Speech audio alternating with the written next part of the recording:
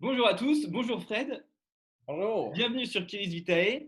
Kiris Vitae, je le rappelle, c'est une chaîne qui vise à interviewer des chiropracteurs inspirants pour avoir accès à leur philosophie, leur art et leur science. Aujourd'hui, j'ai l'honneur de recevoir Frédéric Rancourt. Bonjour Fred, comment ça Bonjour va? Vincent. Pour ceux qui ne te connaissent pas encore, est-ce que tu peux te présenter? Oui, certainement, avec plaisir. Et je veux te remercier de l'invitation. C'est un honneur pour moi de pouvoir échanger avec toi ce matin pour nous au Québec. En fait, me présenter, dans un premier temps, je suis un chiropraticien. Depuis 9 ans, j'ai gradué au Québec, de l'Université du Québec à Trois-Rivières en 2011. Donc, en plus d'être un chiropraticien, je suis aussi un enseignant. C'est un privilège que j'ai de pouvoir enseigner depuis 2 ans maintenant.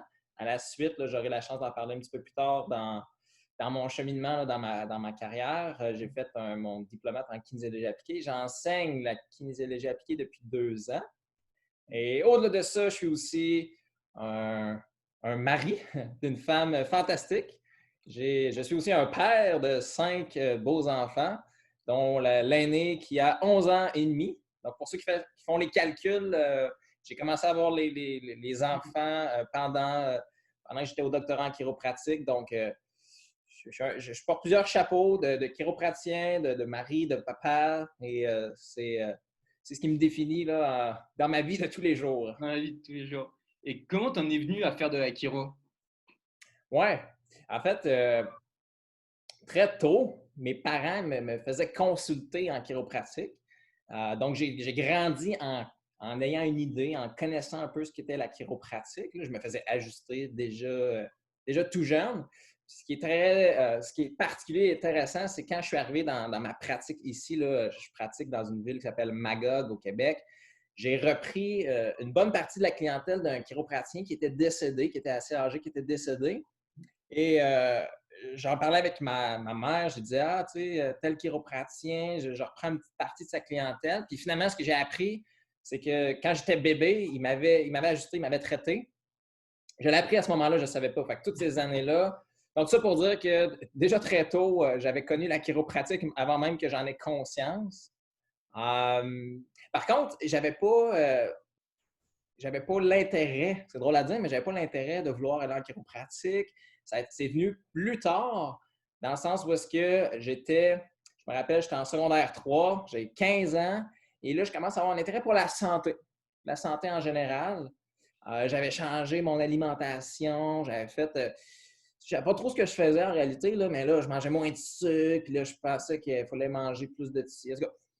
Et donc, j'avais ça naissait en moi, le désir de la santé. J'avais assisté à une conférence d'un médecin qui s'appelle Dr. Myron Wentz. C'est un médecin américain. J'étais allé assister à une de ses conférences. Puis là, ça m'avait vraiment attiré, là, tout l'aspect de la santé. Puis en fait, c'est ce que je voulais faire. Je savais pas trop c'était quoi les options qui s'offraient à moi, mais je m'étais dit, ah, j'aimerais ça être un médecin avec une approche naturelle. Fait que quand est venu le temps de faire des choix de carrière, je voulais en médecine. Alors, ça n'a pas fonctionné. J'ai pas pu. J'ai fait des applications, j'ai pas pu rentrer en médecine. Et j'ai regardé l'option de la chiropratique dans le but de pouvoir retourner en médecine plus tard. Parce que le programme en chiropratique, c'était celui qui ressemblait le plus à la médecine. Dans ce sens que on fait des cours de biochimie, de pathologie, d'histologie. Fait que je me suis dit, hey, c'est peut-être le meilleur chemin pour moi pour finalement aller en médecine. Donc, je suis rentré en chiropratique dans le but d'aller en médecine plus tard, dans le but d'être un médecin naturel. Tu sais. Fait que voilà ce qui m'a amené en chiropratique. Puis, pendant mon séjour à l'université en chiropratique, je me suis quand même rendu compte, puis j'avais dû aussi me préparer d'avance pour faire les entrevues en chiropratique. Je m'étais rendu compte qu'il y avait quand même, ça faisait partie de la philosophie chiropratique, d'avoir cette approche globaliste, holistique.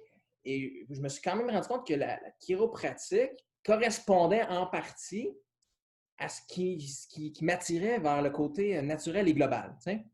Donc, ce qui a fait en sorte que j'ai terminé, je n'ai pas changé, je suis pas allé en médecine. Puis aujourd'hui, je suis très content de mon choix. Et qu'est-ce qui a fait le déclic pendant tes études? Tu te dis, ah là, je ne veux plus retourner en médecine.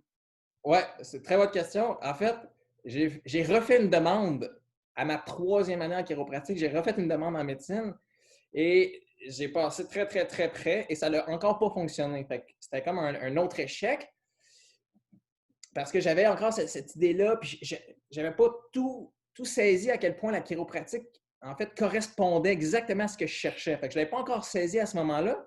Je suis bien content, je suis vraiment content d'avoir été refusé en médecine, même à ma troisième année. Et je te dirais que quand j'ai gradué, donc j'ai fait mes 5 ans, j'ai gradué, j'ai débuté ma pratique. C'est plus à ce moment-là que tout a pris son sens. Là, que c'est là que j'ai le plus réalisé que, OK, je suis exactement à l'endroit que si je recule là, quelques années, ce que je voulais faire. Fait que ça m'a quand même pris beaucoup de temps avant de m'en rendre compte. Je m'en rendais compte progressivement, là, mais ça a été plus à ma graduation là, puis dans ma première année de pratique.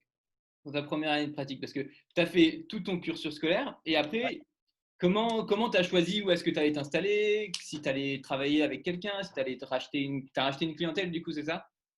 Euh, non, au début, quand j'ai gradué, c'était en 2011, je me suis associé avec un chiropraticien tout près de où est-ce que j'ai grandi, où est-ce que je venais au Québec. Et je n'ai pas repris de clients, je n'ai pas repris de patients. Je suis arrivé où est-ce que le chiropraticien, il y avait pas un débordement de patients. Fait que ça a été, pour moi, ça a été des débuts, je dirais, quand même plutôt difficiles, dans le sens où est-ce que tu sais, on est à l'école, puis on est dans un mode d'apprentissage, mais quand tu arrives, puis tu te lances en pratique, là, c'est là que ça commence. Là. C'est la vraie vie. C'est là qu'on joue pour de vrai. Hmm. Puis, il y a différents aspects que j'ai trouvé difficiles. Premièrement, le côté entrepreneurial. C'est pas ma force. Puis, qu'on le veuille ou non, et c'était une des choses qui me frustrait beaucoup. J'ai étudié pendant 5 ans, j'ai plein de connaissances, puis j'ai l'impression qu'il faut que je développe aussi un petit côté business. Il faut que tu fasses valoir tes compétences. Puis, fait que j'ai vécu un peu de frustration par rapport à ça. Ça fait partie des difficultés que j'ai rencontrées Voilà, dans la pratique. tout ce qu'il fallait, par exemple, se vendre à la fin pour trouver des patients au début quand on n'a pas, c'est ça? Ah oui, pour moi, c'était une frustration. C'est comme, hey, je viens d'étudier 5 ans. Là, tu sais, Ouais. j'ai travaillé fort, puis là, je finis, puis là, il faut que je me vende, il faut. Et puis pour certains, puis je comprends que pour certains, il y en a qui aiment ça, là, tu sais, il y en a qui ont cette fibre-là entrepreneuriale, puis il y en a qui sont excités avec ça, motivés, puis c'est parfait, c'est super, ça correspond pas, je suis pas comme ça. Fait que le côté entrepreneurial, plus difficile. J'avais aussi, vous avez compris dans l'introduction que j'avais ma famille, fait que j'avais déjà, à ce moment-là, quand j'ai gradué, 3 enfants. Hmm. Le fait de bâtir une business, Et il y la avait famille, une question financière aussi, peut-être. ben, tu sais, tu sors, tu as des dettes, il faut que tu déménages, acheter une maison. Tu sais. Fait que ça résume bien là, mon début de pratique, où est-ce que je trouve ça quand même difficile de partir une business combiné avec la famille. Puis je reviens aussi avec je vais dire mon idéal de pratique, là, ce qui m'animait beaucoup, toute l'idée d'être globaliste, d'avoir une pratique holistique axée sur la santé globale.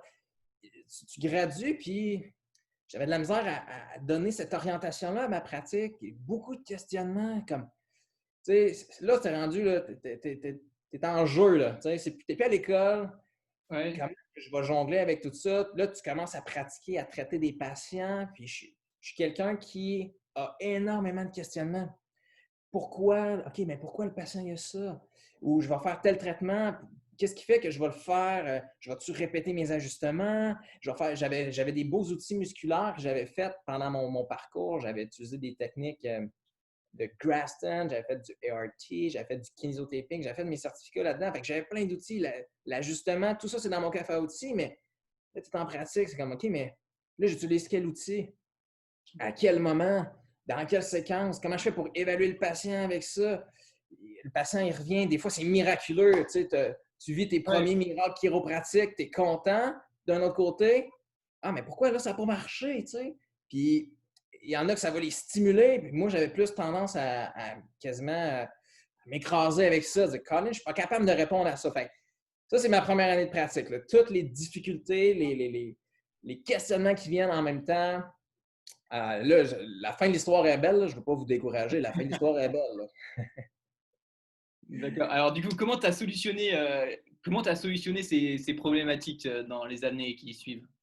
Ouais, ben, je les ai jamais solutionnés. Non, c'est une joke, c'est pas vrai, c'est pas vrai. C'est une plaisanterie. En fait, ben, je reviens avec cette première année de pratique. On est en 2011. À la fin de cette année-là, j'avais décidé de m'inscrire à une formation en kinésiologie appliquée.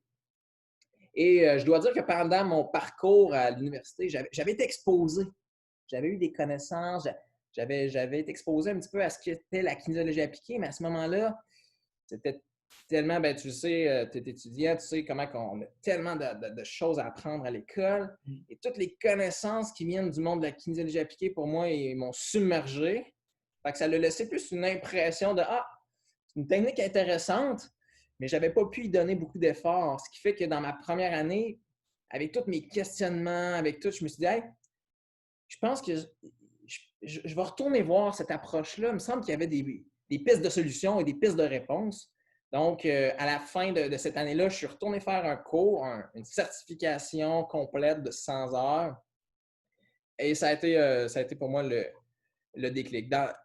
En fait, tout le désir que j'avais de voir une pratique holistique, je voyais en la kinésiologie appliquée une réponse à ça. C'est comme, OK, mais avec ce type de pratique-là, je peux être ce thérapeute-là que à l'intérieur de moi, je voulais être ça pour mes patients. Un docteur qui comprend ce que mes patients ont, qui comprend l'aspect de totalité du corps. Ça fitait avec la philosophie chiropratique, de voir justement le corps dans sa globalité, de considérer le pouvoir d'auto-guérison du corps. Fait que ça a été le début de mon aventure qui est venu modeler et donner un sens là, et répondre à beaucoup de questionnements.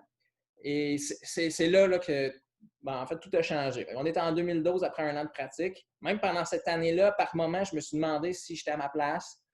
Mais avec la formation que j'ai eue en kinésiologie appliquée, tout est venu se placer. Là. Les blocs se sont placés tranquillement. Ça s'est placé progressivement. Et pour l'aspect plus business, comment tu as fait? Bien, ce côté-là, je pense qu'il vient, il vient progressivement aussi, et puis il va accompagner ton développement en tant que chiropraticien. Euh, je pense pour moi, quand même il y a des clés. Il y a des clés essentielles à la réussite dans le domaine qu'on a. Puis, je pense que la curiosité, c'est une de ces clés-là. Fait que, même si tu commences, puis bah, tu ne sais pas tout, puis tu as des difficultés, le fait que tu es curieux, puis j'étais curieux, puis ça, c'est le désir de comprendre, le désir de chercher, d'avoir des réponses. Donc, cette curiosité-là, ça attire les gens, ça. L'autre aspect, je pense aussi, c'est le plaisir. Je pense que le plaisir que tu as en pratique, il est très communicateur et les patients le ressentent. Et la kinésiologie appliquée nourrissait ma curiosité et m'amenait du plaisir. Fait que du moment que j'ai ajouté ça à ma pratique, ajouté ça à la sauce, ben, tranquillement, j'ai eu des références. Tranquillement, les patients, le mot se parlait. Hey, va voir tel thérapeute. Hey, tu vas le voir. Il essaie vraiment de comprendre ton problème, puis il y a du plaisir. Fait que, veux pas, ça commence à créer un phénomène de référencement qui fait que, tu n'en as plus besoin ou moins besoin de faire de pub, moins besoin de te faire valoir. Tu comprends ce que je veux dire? Ça, c'est venu de l'intérieur. Exact. Puis, grâce à, tu sais, si j'avais pas de fun, puis que j'avais pas de curiosité, puis que j'aurais pas cherché à essayer de comprendre, ben, peut-être que ma pratique aujourd'hui, elle n'existerait pas, tu sais. Ouais. Je pense que je mets tout ça ensemble. C'est les ingrédients qui ont fait en sorte, ben, veux pas, ça suit son cours et t'attires les gens. Les gens, ils ont envie de se faire traiter par un thérapeute qui est curieux et qui a du plaisir en travaillant. Super. Et j'ai vu maintenant, tu travaillais dans une clinique où il y avait 8 chiropracteurs, 5 DIBAC. Oui. Euh, comment t'en es venu de 2012 à travailler dans une énorme clinique comme ça? Ouais, c'est une bonne question. En fait, ce que je mentionnais précédemment, là, tout ce développement-là de curiosité, plaisir, j'ai pu commencer à expérimenter ça dans mon ancienne pratique, où est-ce que j'avais quand même un modèle. J'ai dû changer ma façon de pratiquer, c'est-à-dire que je pratiquais plus, je faisais des traitements plus courts, 8, 12, 15 minutes. Fait que tranquillement, j'ai appris à changer ma façon de pratiquer de façon où est-ce qu'en 2015, il y a eu cette offre de pratique ici, là, où maintenant je travaille dans cette clinique-là, où est-ce qu'il y a 8 chiropracteurs, 5 DBAC. L'offre était là, j'ai manifesté de l'intérêt, j'ai eu le privilège de pouvoir être celui qui s'est joint à l'équipe. C'est vraiment, vraiment dans un beau cadeau que j'ai eu dans ma carrière. Je trouve qu'on a une chance, quand on travaille en équipe, tu as 5 DBAC là, à côté de toi. Ah non, en fait, à l'époque, il y en avait 4. Je suis devenu le 5e. Il y en a eu un 6e qui est arrivé après. Donc, quelle chance incroyable. Tu traites des patients, tu as des questions. Tu as une ressource qui est tout près de toi, là, la porte voisine pour te développer, pour questionner. Fait, vraiment un privilège, belle expérience. Ça t'a fait progresser aussi ta pratique d'être dans un environnement comme ça? Ben, définitivement. Tu joins une pratique, tu joins une clinique qui a déjà une bonne réputation, où est-ce que les patients affluent, pas juste, ils viennent d'autres régions pour venir à cette clinique-là. Fait que quand tu arrives dans un environnement comme ça, c'est sûr que c'est un coup de pouce là, pour ta pratique. Fait que tu arrives déjà avec le plaisir, ta curiosité, dans un environnement stimulant, dans un environnement bien connu pour la qualité des soins. Pour moi, ça a été définitivement un événement clé dans l'évolution de ma carrière. Tu sais. D'accord, super. Et tu es depuis 2015, c'est ça? Exact, 2015, le 14 mars 2015, le début de ma pratique à Magog. Tu as commencé à Magog et après, au fur et à mesure, tu as passé ton DBAC. Oui, en fait, je l'ai fait en janvier 2018. Donc, on est 2 ans et demi, un petit peu plus, là, après mon arrivée à la clinique. J'ai fait mon examen du diplomate. J'étais supposé de le passer 6 mois plus tôt là, dans l'histoire. Il y a eu un petit contretemps, là, mais ça l'a, comme je te disais, d'être environné d'autres professionnels, des chiropraticiens qui avaient déjà leur diplomate. J'avais pas le choix de faire mon DBAC. Est-ce que pour ceux qui ne connaissent pas, tu peux expliquer ce que c'est le DBAC?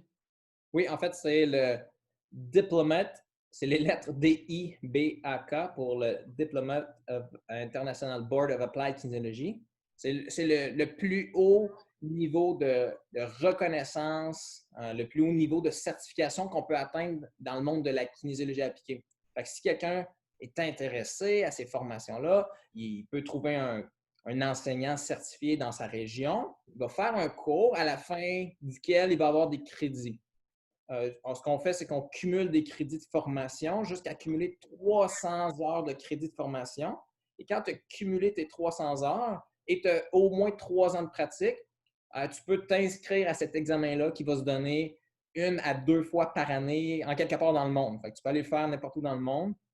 Un examen très, très rigoureux qui, en fait, c'est 5 examens de 100 questions d'1 heure chaque, suivi d'un examen pratique. Donc, c'est une journée complète, très, très exigeante. Assez forte en émotion, non? Ah oui, tu sais, c'est beaucoup de stress. Ça ressemble à nos examens professionnels. Nous, au Québec, ça ressemble à ça, nos boards, où est-ce que tu es questionné, mais c'est une belle expérience, somme toute, où est-ce que tu prends du temps pour consolider tes apprentissages. Tu prends du temps pour plonger aussi dans l'univers de chiropratiens fantastiques comme George Goodhart. Tu vas chercher un maximum d'apprentissage, puis tu fais ton examen, tu passes. Puis ça donne aussi une reconnaissance et ça donne aussi le droit de pouvoir poursuivre pour éventuellement enseigner, ce qui était un de mes objectifs. Tu sais. Et selon toi, qu'est-ce que ça t'a apporté de passer cet examen en plus de ton doctorat en chiro? Ben, quand tu prends le temps de t'arrêter puis de lire sur la technique, tu découvres plein de choses, plein de techniques que visiblement, peut-être que tu n'aurais pas découverte si tu n'avais pas fait l'examen. Fait que je pense que le fait de s'asseoir, tu viens vraiment puis étudier, tu viens consolider déjà des acquis, qui fait que si tu veux continuer à apprendre en kinésiologie appliquée, je trouve ça super important d'avoir vraiment bien consolidé les bases. Parce qu'on ne voudrait pas faire l'erreur de se lancer dans plein de techniques en kinésiologie appliquée sans avoir pris le temps de comprendre bien la base. Fait que je pense que, et c'est pour ça que moi, j'ai tendance à le recommander à tout le monde. Il y en a qui vont dire: ah non, ça, c'est pas pour moi. De base, je le recommande à tout le monde. D'aller juste vraiment s'assurer que nos bases sont bien maîtrisées. Après ça, tu vas apprendre des nouvelles connaissances en kinésiologie appliquée, tu vas être capable de venir les positionner sur cette base-là solide. C'est sûr, à refaire, je le referais sans hésiter. Tu le referais sans hésiter. Et Exact. ça répond peut-être à ma question suivante. C'est selon toi, comment on peut tendre vers une excellence clinique? Parce que moi, j'ai l'impression que c'est un peu ce que tu essayes de toucher quand j'ai fait votre formation avec Charles. C'était Ouais. vraiment toucher une sorte d'excellence clinique. Ouais, je comprends la question. Comment qu'on peut atteindre l'excellence clinique en chiropratique? Hmm. Ben, Selon je toi. pense que ça reviendrait un petit peu à déjà les ingrédients et les clés que j'ai mentionnées un petit peu plus tôt là, quand je parlais du développement de la business et tout ça. Je pense qu'un élément pour moi que je trouve clé, c'est la curiosité. Puis par curiosité, j'entends le désir de comprendre, de chercher à comprendre qu'est-ce que mon patient a. Pourquoi? Et c'est une des questions que George Goddard se posait, c'est pourquoi? Fait que je pense qu'en tant que chiropraticien, en tant que thérapeute, tu cherches à atteindre l'excellence, pose-toi des questions. Euh, c'est impossible que tu aies toutes les réponses à la fin de ton doctorat. Et si je pouvais questionner des grands thérapeutes, je suis convaincu qu'ils n'ont encore pas toutes les réponses. Mais ce qui les a amenés à devenir de grands thérapeutes, c'est qu'ils se sont posés des questions. Fait que je pense que la curiosité, le fait de chercher à essayer de comprendre, c'est vraiment une clé vers l'excellence clinique. Un autre aspect clé pour moi, c'est aussi la relation avec le patient. Puis, parce que tu pourrais avoir plein de curiosité, tu peux avoir des techniques, tu peux avoir, mais ultimement, on traite des gens. Là. Je ne passe pas ma journée derrière un bureau à parler à un mur. J'ai besoin d'apprendre à connecter avec le patient. Puis, cet élément de confiance-là, je pense qu'il se développe par l'écoute, entre autres. C'est surprenant à quel point les patients, il n'y a personne qui les écoute. Et souvent, ils ont consulté, ils sont allés voir un médecin et qu'est-ce qu'on se fait dire? C'était 2 minutes, je ne sais pas comment c'est en France, au Québec, c'est plutôt rapide les consultations. En même temps, le système, je comprends, le système est débordé. Il y a comme un peu ce côté-là où est-ce que les médecins sont pris dans cette réalité-là, mais le patient, il a besoin d'être écouté. Et on a ce privilège-là de pouvoir prendre le temps de dire: hey, moi, je suis une personne curieuse et je veux comprendre votre problème. Expliquez-moi votre problème. Je veux écouter ce que le patient a à me dire. Puis je pense que ça s'inscrit aussi dans cette réalité-là où est-ce on veut que le patient sache que je travaille pour lui. Tu sais. Fait que je pense que c'est les clés vers l'excellence en clinique. Écouter le patient, de ne pas avoir peur non plus d'être honnête avec le patient, de ne pas avoir peur de dire moi, mon travail avec vous aujourd'hui, c'est d'essayer de comprendre votre problème. Puis, je vais être transparent. Je vais vous dire ce que je comprends du problème. Si je ne comprends pas le problème, je vais chercher pourquoi. Pas avoir peur d'ouvrir un livre. Ça, le patient, il le sent. Il va en parler. Hey, ce thérapeute-là, là, il veut savoir ton problème. Il écoute ce que tu as à dire. S'il ne sait pas ce que tu as ou s'il ne comprend pas, il va te le dire. Puis, j'ajoute à ça du plaisir, comme je disais plus tôt. Ben, je pense que tu as tous les ingrédients pour viser l'excellence. Si en plus tu as du fun à le faire, ou du fun, je ne sais pas comment vous le dites, Ouais, du fun, ça fun, passe fun. fun. Ouais. Si en plus tu as du plaisir là-dedans, hey, un patient, il sait, il va en parler. Il va dire: hey, va voir lui. Ça va être vraiment un ressenti. Définitivement. Ah ouais. Il va le savoir, il va le sentir, il va parler de toi. Fait que je pense, en tout cas, ça serait mes trois clés vers une excellence chiropratique. Il y en a sûrement d'autres, là. Et en plus, Lily, quand on écoute ces 3 clés, c'est vraiment aussi des clés pour s'épanouir, j'ai l'impression. ah, définitivement. Ben, du moment que tu as du plaisir, tu sais, tu vas travailler, c'est le fun. Tu reviens de travailler, c'est le fun. Puis en plus, tu as aidé des gens. Puis tu as communiqué cette joie-là aux gens. Et il ne faut pas négliger même l'impact thérapeutique que ça a sur les patients. Le fait que tu as du plaisir, ça a même un impact thérapeutique, qui soit placebo ou autre, c'est réel pareil. C'est réel. Bah, super. Je vais enchaîner avec, du coup, ça, c'est ta philosophie pour aller vers les sciences. Et quelle est ta philosophie en chiropratique, toi? Ah ouais, très bonne question. Ben, en fait, la philosophie chiropratique de base, pour moi, elle s'inscrit à merveille dans ma pratique, dans le sens que euh, on, on- on reconnaît le pouvoir d'auto-guérison du corps, l'innate qui veut s'exprimer pour atteindre un potentiel de santé. Moi, mon travail est très humble. Mon travail, c'est d'identifier les interférences, ce qui empêche justement le corps d'exprimer son plein potentiel d'auto-guérison. Fait, la philosophie chiropratique, pour moi, elle colle bien à la pratique qu'on fait. Puis même dans les débuts, Didi Palmer, il parlait de ça. Il lui parlait des causes de la subluxation, tu sais, où est-ce qu'on cherche à... On veut ajuster nos patients, on veut s'assurer qu'on a corrigé toutes les entraves qui nuisent au développement de la santé du patient. Mais encore, si on peut aller encore plus loin que ça, Lily Palmer il parlait des causes de la subluxation, les trois T, c'est en anglais, les traumas, donc ça c'est l'aspect mécanique. Les toxines, ça c'est l'aspect biochimique qu'on retrouve en kinésiologie appliquée. C'est les mêmes bases que dans les années fin 1800 avec Lily Palmer. Et le troisième T, c'est les thoughts, les pensées, c'est l'aspect émotionnel. Donc, tous les jours, quand je vais travailler, pour moi, je suis en harmonie avec cette philosophie-là. Parce que mon travail, c'est d'identifier tout ce qui empêche le corps d'exprimer son plein potentiel d'auto-guérison. Que ce soit une cause traumatique, que ce soit une cause euh, émotionnelle ou nutritionnelle, exactement comme Lily Palmer parlait au début. Donc, je ne sais pas si je réponds à ta question Oui, complètement. philosophique. Good. Complètement. Complètement. Et du coup, ça, comment tu le communiques à tes patients? Ouais, ça, c'est une très bonne question. L'aspect de la communication, euh, tu veux dire mettons, dans le patient, un nouveau patient. Tu as un nouveau patient qui arrive et comment il est dans un paradigme, j'ai mal au genou, je veux que tu me fixes mon genou.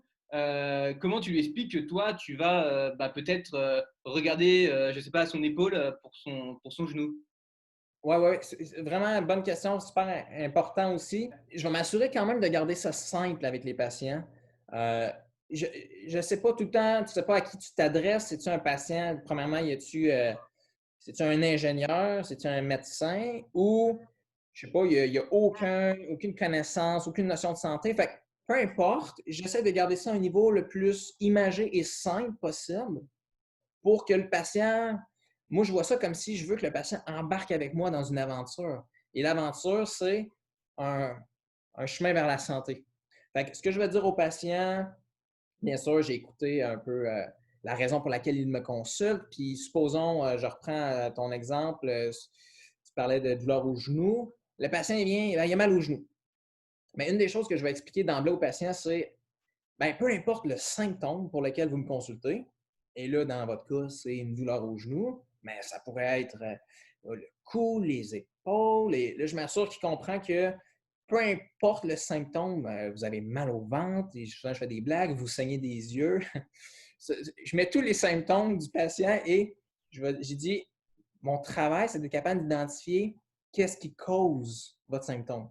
Et d'emblée, je vais lui dire, il y a 3 grandes catégories de causes.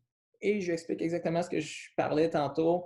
Il y a des causes mécaniques, il y a des causes nutritionnelles, il y a des causes émotionnelles. Et là, dépendamment du patient, il y en a déjà qui vont froncer les sourcils, ils vont dire OK. Il y en a plusieurs qui vont venir en sachant déjà le type de pratique qu'on a. Donc, pour certains, c'est pas surprenant et là, ils entendent ça puis il n'y a aucune surprise. Pour d'autres, ah, OK, t'as peu, là, non. Moi, je viens parce que j'ai mal au genou. Là, pourquoi tu me parles de nutrition? Et je vais m'assurer de donner un exemple, un exemple vraiment concret pour chacun des. Fait que je dis, oh oui, vous avez mal au genou. Bien, en fait, les causes traumatiques, l'ensemble de tous les traumas que vous avez eus dans votre vie, vous êtes en réalité le cumul de tous ces traumas-là. Que ce soit des traumas récents ou passés, hey, ça a un impact sur votre posture puis ultimement sur votre genou. Et souvent, celui-là, je n'ai pas besoin d'aller plus loin. Ils me le concèdent. Là. Ils sont d'accord, rendus là. Ah, c'est vrai, ben oui, c'est vrai. Je me suis brisé le genou il y a 10 ans en jouant au foot. Souvent, je n'ai pas besoin d'aller plus loin. Ah, quand je parle de l'aspect nutritionnel, j'ai une plante, moi, à la clinique, j'ai une plante sur mon bureau et je prends tout le temps l'exemple de ma plante et je leur dis, vous savez, je sais que vous avez mal au genou, mais on va prendre l'exemple de ma plante. Imaginez que je ne lui donne pas d'eau, je ne lui donne pas de soleil, elle n'a pas de bonne terre. Ça se pourrait qu'éventuellement la plante, et j'aime bien là, mimer une plante là, qui est en train de flétrir, là, et je dis, ça se pourrait qu'à un moment donné, la plante se plaigne qu'elle ait mal aux genoux. Là, Aussi, le patient a mal au cou, je vais mimer un coup tout croche comme si la plante pouvait parler. Et là, c'est très imagé. Le patient, il comprend bien mon exemple. Et je dis, le corps humain, il est à tout le moins un peu plus complexe qu'une plante. On n'est pas différent. C'est-à-dire que ce qui entre dans votre corps, ou on pourrait dire même ce qui entre pas dans votre corps, ou ce qui entre trop ou ce qui entre pas assez, ça a directement un impact sur votre tige, sur vos feuilles, sur vos pétales, sur votre genou. Et là, le patient comprend ce que je veux dire. Et je peux donner l'exemple, je dis, tu sais, si vous prenez trop de quelque chose, puis là, le patient, je vais tout le temps donner un exemple qui comprend, trop de sucre, c'est bien documenté, là, je ne suis pas trop dans le. C'est pas trop bizarre de dire que si on mange trop de sucre, ça a un impact sur la santé. Ben, c'est comme si je mettais de l'huile à moteur sur ma plante. Je veux la nourrir, mais je ne lui donne pas la bonne nourriture. Je lui donne de l'huile à moteur. Fait que trop d'une mauvaise chose, la plante va mourir. Ou pas assez d'une bonne chose, si vous avez besoin d'avoir des bons nutriments, mais que vous les avez pas. Ben, c'est comme si je ne donne pas d'eau à ma plante. Fait que, souvent, à la fin de la parenthèse, j'ai convaincu le patient, ah, OK, c'est vrai, ça a du sens. Fait que là, il comprend qu'il vient pour son genou, mais il comprend que c'est possible que je fasse allusion à l'aspect plus soleil, eau, terre, là, la nutrition. Il ne me trouvera pas trop bizarre. Et pour l'aspect émotionnel, je vais tout le temps aussi ramener ça à un exemple que le patient comprend. Comme, encore une fois, je sais que vous venez pour le genou, mais vous savez quoi, le corps humain est très sensible à tout ce qu'on vit au niveau des stress. Et vous avez déjà sûrement entendu parler des gens ils ont mal au trapèze ou ils ont des tensions dans leur trapèze. Ils vivent des émotions et la répercussion, c'est d'une tension dans les trapèzes. Ou le patient, il serre les dents, il y a des tensions dans la mâchoire, il y a des maux de tête, ou il y a mal au ventre. Je fais juste reprendre des choses qu'on entend autour de nous et qui fait que le patient va dire, ah, c'est vrai. Ben oui, c'est vrai que quand on vit des émotions, on vit du stress, c'est vrai que le corps réagit. Et je vous dis, et là, je vais juste ramener ça au genou. Je dis, vous savez, que ce soit les trapèzes, mal au ventre, des fois, ça peut même être le genou. Je m'assure juste que le patient, là, dans mes premiers 5 minutes, il ait compris que je vais regarder son genou, mais que la cause peut être traumatique, émotionnelle ou nutritionnelle. Et du coup, tu fais ça en tout premier dans ta visite. Tu fais avant l'anamnèse, après l'anamnèse, cette explication? Non, le patient va arriver, OK, bonjour, pourquoi on se voit aujourd'hui? Il me parle de son genou. Je vais poser beaucoup de questions. Et déjà dans les questions, il va comprendre que, OK, lui, il me pose des questions différentes parce que je veux savoir ce qu'il mange. Qu'est-ce qu'il prend pour déjeuner? Je veux savoir ses traumas. Fait que là, il me dit, ben, l'année passée, non, je veux savoir vos traumas depuis la naissance. Fait que déjà, avoir une piste que je suis en train de questionner sur tous ces traumas, sur son hygiène de vie, sur ses habitudes alimentaires. J'ai aussi dans mon questionnaire des questions sur son niveau de stress. Donc, au début, je pose des questions. Le patient m'a expliqué la problématique. Je suis allé chercher le maximum d'indices. Et là, je vais lui expliquer. Je suis comme, parfait. Et ça va faire sens. Oui, j'ai compris. OK, super, j'ai compris le problème. Maintenant, une chose que je veux que vous compreniez avant qu'on y aille plus loin, la cause de votre problème et ainsi de suite, ce que j'ai expliqué là précédemment.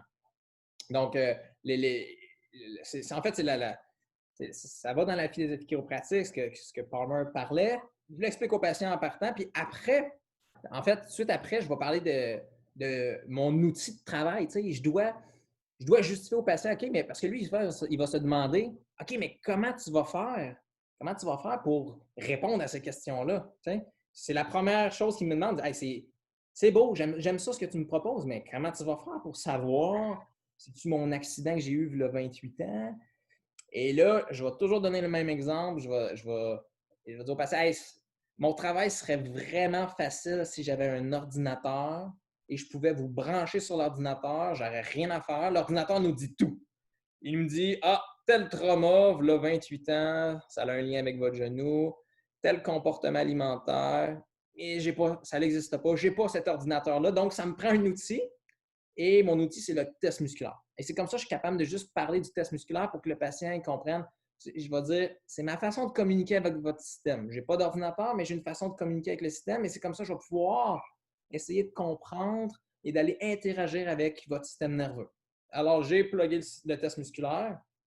À la suite de quoi, je vais juste parler de les options thérapeutiques. Qu'est-ce que je vais faire? Parce que le patient dit, OK, super, mais un coup que tu l'as trouvé, on fait quoi?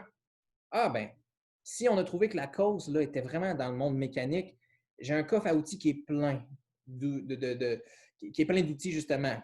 L'ajustement chiropratique. Alors, je décris l'ajustement. C'est là que je vais parler de ce que c'est, la cavitation, mes techniques de tissu mou. Fait, je vais juste décrire, ah, c'est possible que je vous fasse tel traitement. Si c'est l'aspect plus nutritionnel, si on voit qu'il y a un lien avec l'aspect nutritionnel, en fait, ce qu'on peut faire, nous, c'est des recommandations.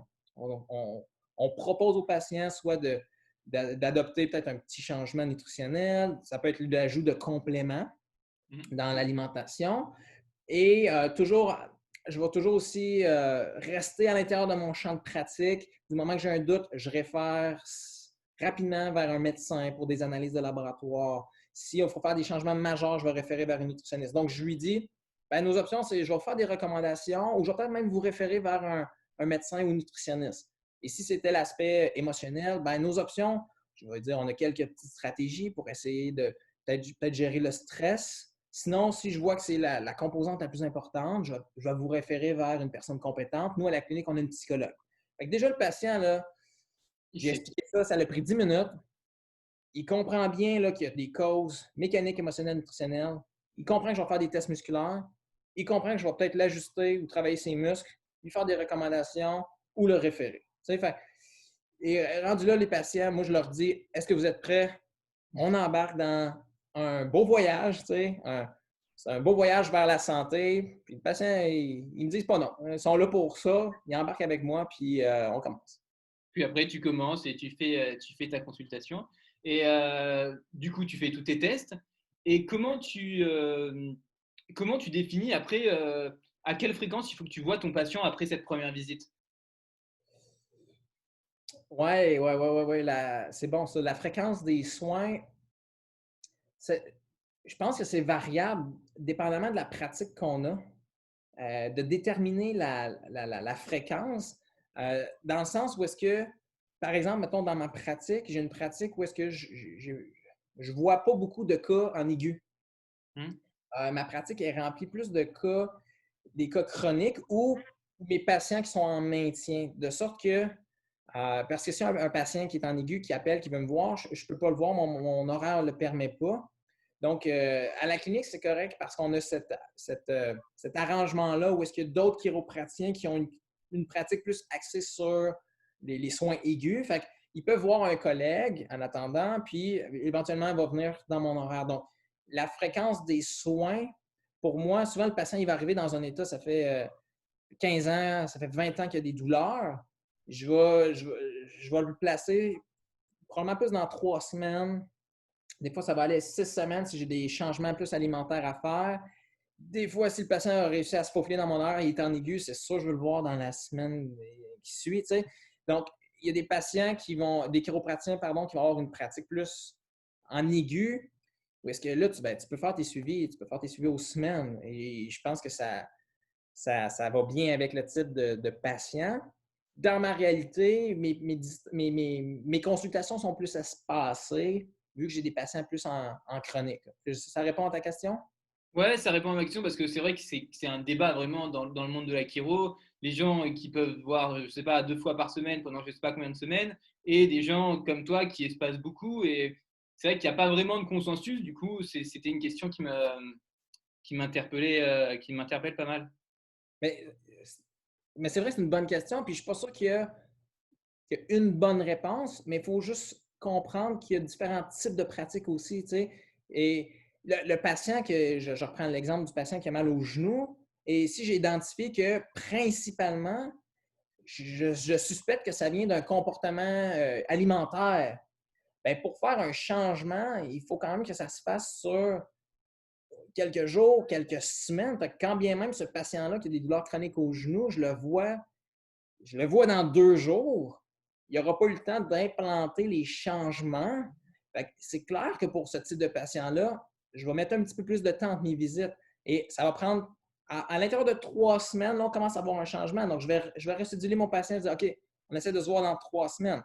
L'autre patient qui vient de se faire une entorse aiguë au genou, ben là, je suis dans la gestion de l'inflammation, je suis dans la gestion, je vais le revoir rapidement si possible. Ce n'est pas possible dans ma pratique, mais ce patient-là, il ne vient pas me voir. Il va aller voir un de mes collègues. Donc, j'ai une pratique où est-ce que les patients sont plus, les consultations sont plus espacées. C'est plus espacé et où tu autonomises beaucoup le patient avec des exercices, des changements. Et sur ces changements, comment tu fais pour être sûr que le patient il va engager dans ces changements-là, parce que c'est une vraie problématique quand tu donnes des exercices, des recommandations, que la personne sorte et les fasse. Vraiment, vraiment bonne question. Et ce n'est pas tous les patients qui vont le faire, mais j'ai la chance que souvent le patient, quand il est atterri dans mon bureau, des fois, il est tanné, là, ça fait longtemps qu'il y a des douleurs. Fait qu'il est il est déjà prêt à faire des changements. Et l'autre aspect, je pense, c'est beaucoup la communication.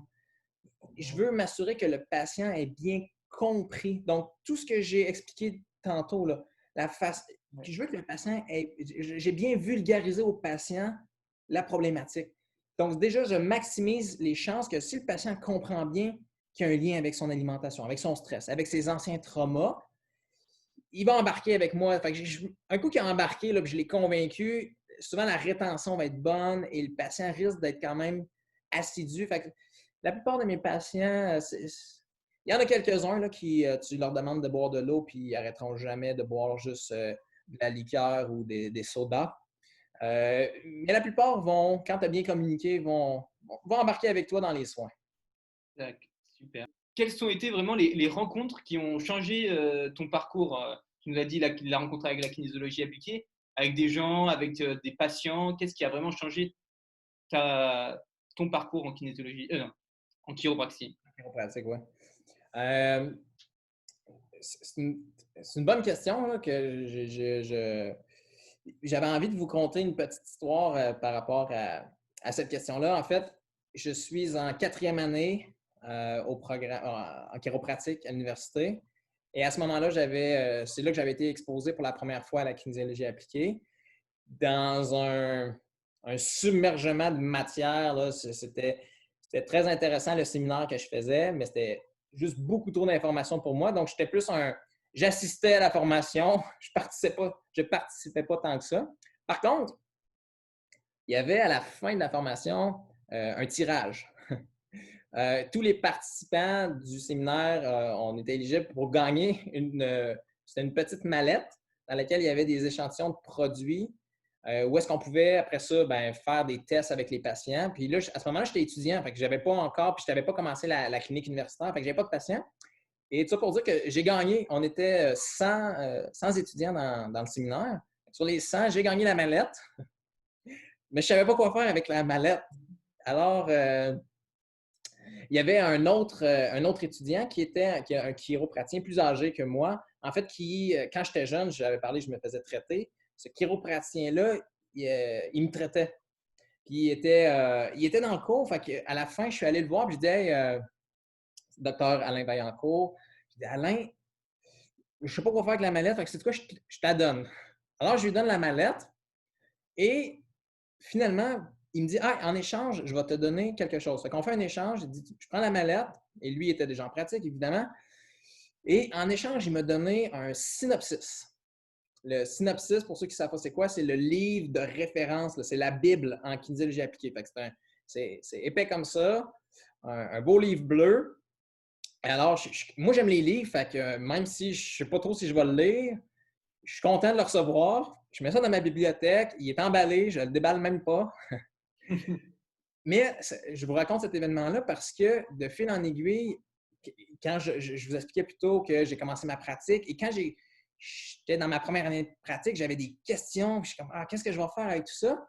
Je me suis souvenu de ce livre-là qui était emballé dans ma bibliothèque, que j'avais reçu en échange de la mallette. Alors, je suis allé chercher ce livre-là, je l'ai déballé et je l'ai presque tout lu. Et c'est ce que, OK, de pouvoir lire ça, Et c'est ça, un c'était. événement. Pardon? Et avant, c'était quand, temporellement, ça? Ça, c'est comme je venais de graduer, là, ça Ah, fait ouais, quelques d'accord. mois là, et que je suis tout dans mes difficultés de développer la business, gérer la famille.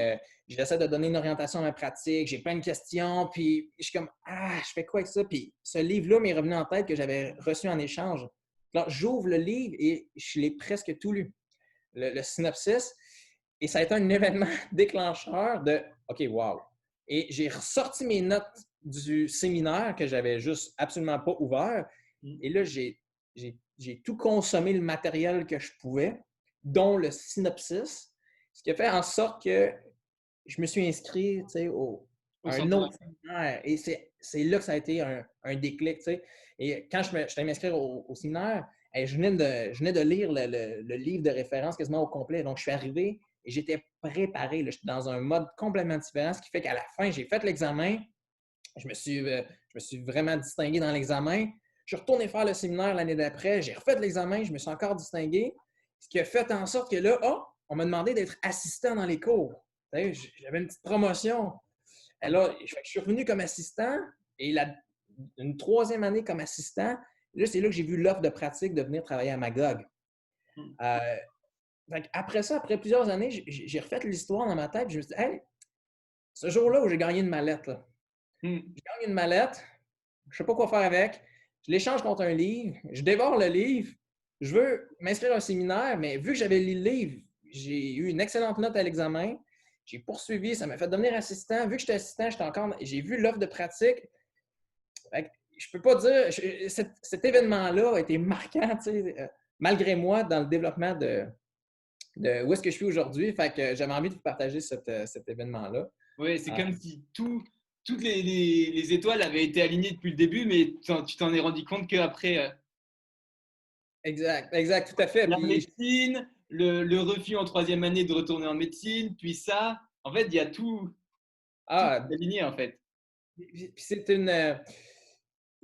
c'est plus en rétrospective. C'est après tout ça, tu regardes en arrière et c'est là que la vie te présente des belles histoires. Puis c'est correct, j'avais envie de partager comme ça pour montrer que c'est pas tout le temps tout rose. Tu sais, il y a des moments plus difficiles, mais c'est correct. Tu sais, au travers de ça, on évolue comme personne. Fait que j'ai évolué comme personne, j'ai évalué comme thérapeute, puis aujourd'hui, je peux en parler avec. euh, c'est plus le fun pour moi de parler de tout ça, de présenter ces histoires-là. Fait que c'est fun de regarder en arrière des fois puis de voir les chemins que ça a pris. Tu sais. Ouais, complètement.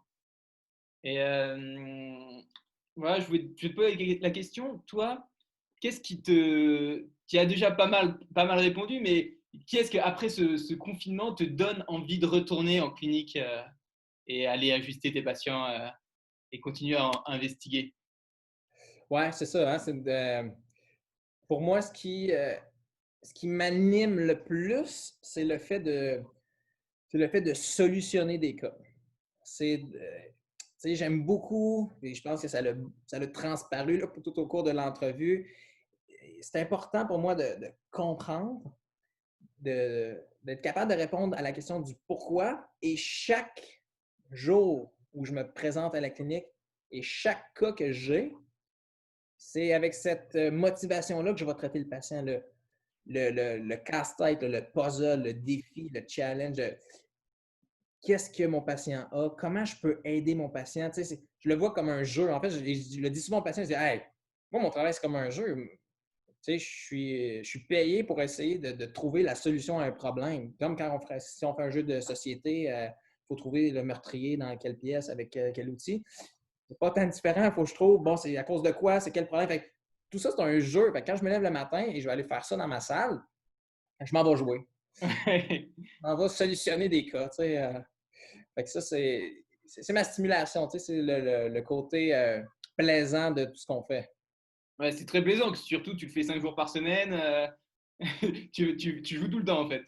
Tu joues tout le temps. C'est un jeu sans cesse. Et ce qui Ouais. donne beaucoup de plaisir et ça fait un cercle constructif. Tu as du plaisir, le patient le ressent. Et, après, on est des êtres humains, il doit quand même avoir des moments où c'est plus difficile et tu es moins dedans quand tu vas dans ta pratique. Comment toi, Ah, oui. comment tu gères ces jours où tu as moins envie, on a tous des baisses de morale C'est ça, j'y fais pas exception. Il y a des matins que des fois, peut-être je resterai dans mon lit et que ça me tente pas d'aller jouer. Fait que oui, c'est certain. Puis, euh, j'ai développé une façon de. Quand que je pars de la maison, je quitte la maison, je vais au boulot, ça me prend 10 minutes. J'ai 10 minutes de voiture à faire. Et ce 10 minutes-là, je le consacre à quasiment me remémorer un peu tout ce que j'ai communiqué. De me mettre dans cet esprit-là, de me rappeler, hey, qu'est-ce que je m'en vais faire? Premièrement, quel privilège que j'ai de pouvoir aider les gens avec mes mains. T'sais. Je m'en vais, c'est mes deux outils. Là, je pourrais faire un flat avec ma voiture, une crevaison, puis quelqu'un m'amène au travail. J'arrive avec mes outils, c'est mes mains. Hmm. Je prends le temps de me remémorer ça tous les matins quand je vais travailler. Donc, juste de voir, hey, j'ai un privilège de faire une différence dans la vie des gens. Je prends aussi le temps de m'arrêter puis juste de voir, qu'est-ce que je veux faire aujourd'hui, qu'est-ce que je veux accomplir. Et la chose que je me répète le plus, c'est quand même l'élément du plaisir. Je me dis, OK, aujourd'hui, je ne vais peut-être pas avoir la réponse à tout. Et c'est ce que je trouve des fois encore difficile. Il y a encore des cas que je ne sais pas, j'ai aucune idée. Là, le patient il vient, puis je ne sais pas Ouais. pourquoi il y a. Et j'ai appris à voir que c'est correct. Je ne les ai pas encore toutes les réponses, mais si je suis capable de me dire, ben, je le vois comme un défi, je cherche à trouver des réponses dans le plaisir. Et c'est ce que je me rappelle. Aujourd'hui, je vais aller traiter les patients. Je suis chanceux, j'ai un privilège, puis je veux avoir du plaisir, je veux que ça soit communicatif. Ça me donne tout le temps des belles journées. Ça te donne tout le monde. Là où je ne le fais pas, je m'en rends compte. Et je retourne au boulot le lendemain, je me dis, ah non, ok, j'ai oublié, là, hier, j'étais préoccupé. Ce matin, non, laisse tes préoccupations, je m'en vais aider des gens. Rappelle-toi le privilège, le plaisir. Ça fonctionne quand même bien pour moi. Là. Super. Bah, sur ces belles paroles, ça donne envie aussi de retourner après le confinement ajusté. Exact. Merci beaucoup, Fred, pour ce partage. Moi, j'ai appris plein de choses. Est-ce que tu veux ajouter quelque chose en mot de la fin? Non, ben juste vous remercier. Je trouve ça vraiment génial là, ce que vous faites, de questionner, d'apprendre à découvrir des chiropraticiens. Et je veux juste mentionner que je suis très, très honoré là, que vous ayez pris le temps de me contacter. Fait que, ça fait un énorme plaisir et le privilège, je le reconnais grandement. Merci beaucoup.